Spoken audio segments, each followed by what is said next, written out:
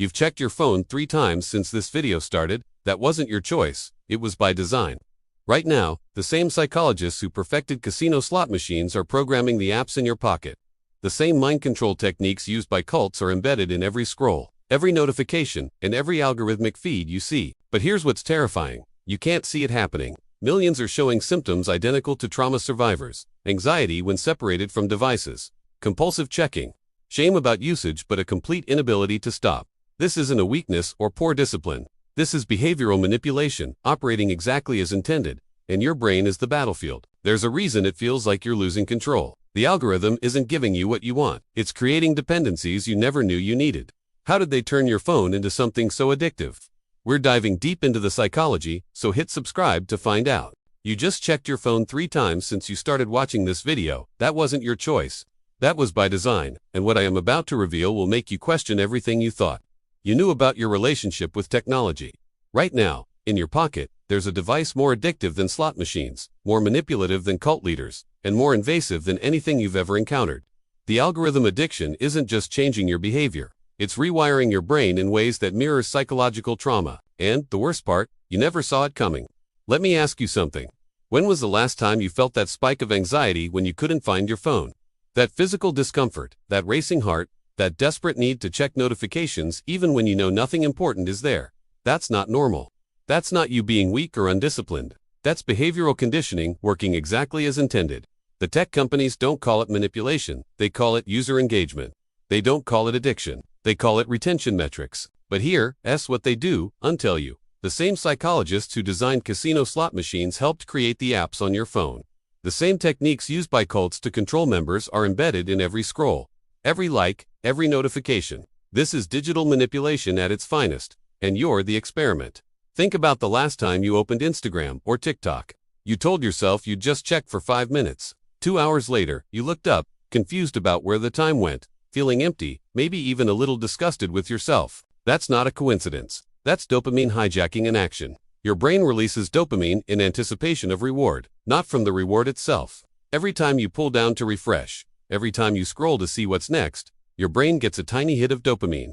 But here's the manipulation. You don't know when that reward is coming. Sometimes it's immediate. Sometimes you have to scroll for minutes. This is called variable reward scheduling, and it's the same mechanism that keeps people pulling slot machine levers until they've lost everything. The algorithm learns you faster than you learn yourself. It knows you're more vulnerable to emotional content late at night. It knows you'll watch one more video when you're stressed. It tracks how long you hover over certain images, what makes you stop scrolling, what triggers that compulsive share. Behavioral design isn't about giving you what you want. It's about creating wants you never knew you had. And here's where it gets darker. The companies employing these behavioral psychologists know something most people do want to understand.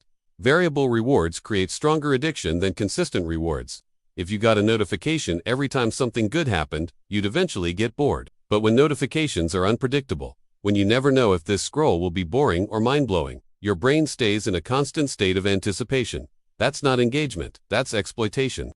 But why does this feel like trauma? Why do people describe their relationship with technology using the same language as abuse survivors? Because the psychological mechanisms are identical. Trauma occurs when your sense of safety and control is repeatedly violated.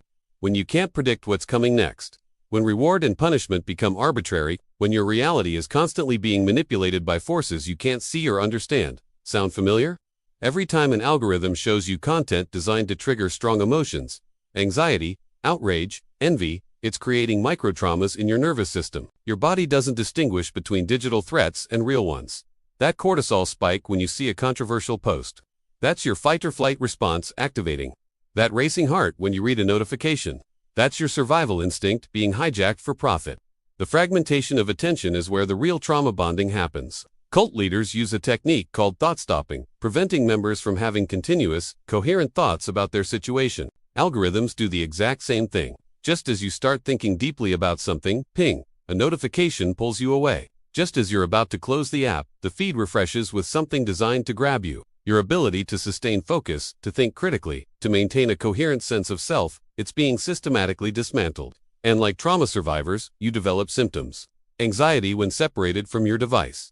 Compulsive checking behaviors, emotional dysregulation, difficulty concentrating. Shame about your usage but inability to stop.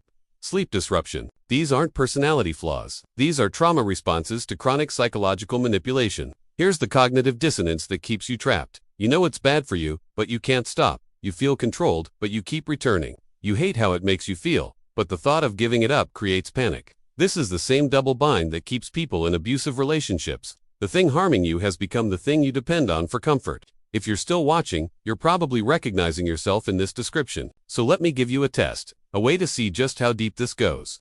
For the next 24 hours, I want you to turn off all non-essential notifications on your phone. Not silent mode, not vibrate. Off every social media app, every news app, every game. The only things that should make a sound or appear on your lock screen are calls and messages from actual people. Pay close attention to how you feel. Do you feel a constant urge to check? Do you feel anxious, like you're missing out? Do you find yourself picking up your phone for no reason, just to stare at a blank screen? This isn't just a test of your willpower. It's a diagnostic tool. The discomfort you feel is withdrawal. It's your brain screaming for the dopamine hit it's been conditioned to expect. That feeling is the proof that you are not fully in control. But here's the good news. Recognizing the cage is the first step to escaping it. The moment you understand the mechanics of your manipulation, you take back your power. You're no longer a passive user. You're an informed individual who can make a conscious choice. So, how do we fight back? It's not about throwing your phone away. That's not realistic. It's about reclaiming your autonomy. It's about turning a tool of manipulation back into a tool that serves you. The first step is what you just did. Turn off those notifications. You decide when you engage, not the app. The second step is to curate your digital environment intentionally. Unfollow accounts that make you feel angry, envious, or inadequate. Mute words that trigger you. Block sources of outrage bait. Think of your feed as your home. You wouldn't let a stranger come into your living room and scream at you, so don't let an algorithm do it on your screen. You are the bouncer of your own mind. Third, schedule your tech time. Instead of letting apps pull you in whenever they want, set specific times to check social media. Maybe it's 15 minutes after lunch, or half an hour in the evening. Outside of those windows, the apps are off limits. This creates boundaries. It tells the algorithm, and more importantly, it tells your brain, who is in charge. It breaks the cycle of variable rewards because you are no longer available for the slot machine to play you. Another powerful technique is to introduce friction. We're wired to follow the path of least resistance. Tech companies know this, so they make their apps as frictionless as possible. One tap, and you're in. To counter this, add friction back. Log out of your social media accounts after each use. Delete the apps from your home screen and bury them in a folder. The extra few seconds it takes to log in or find the app gives your conscious mind a chance to step in and ask, do I really want to do this right now? You'd be amazed at how often the answer is no. And perhaps most importantly, replace the digital void with real life. The reason we fall down these rabbit holes is often because we're seeking connection, validation, or distraction. Find healthier sources for these needs. Call a friend instead of scrolling. Go for a walk in nature instead of watching another video. Read a physical book before bed instead of staring at a screen. The more you fill your life with real, tangible experiences, the less power the digital world will have over you. Your brain will start to prefer the rich, complex rewards of reality over the cheap, synthetic hits from an algorithm. This isn't about becoming a Luddite. This is about digital mindfulness. It's about using technology on your own terms. It's about understanding that your attention is your most valuable asset, and right now, a war is being waged for it. The forces you're up against are powerful. They have billions of dollars and armies of psychologists on their side, but you have something they don't: conscious awareness. You have the ability to understand the game and choose not to play by their rules. The discomfort you might feel when you start to disconnect is a sign of healing. It's your brain rewiring itself, breaking free from the conditioning. It's your sense of self re-emerging from the noise. It will be hard at first, but every time you choose to put your phone down, every time you resist the urge to scroll, you are casting a vote for your own freedom. You are taking back control of your mind, one conscious decision at a time. The battle for your attention is the battle for your life. It's time to start winning. If this resonated with you, share this video. Let's start a conversation and help others reclaim their focus too.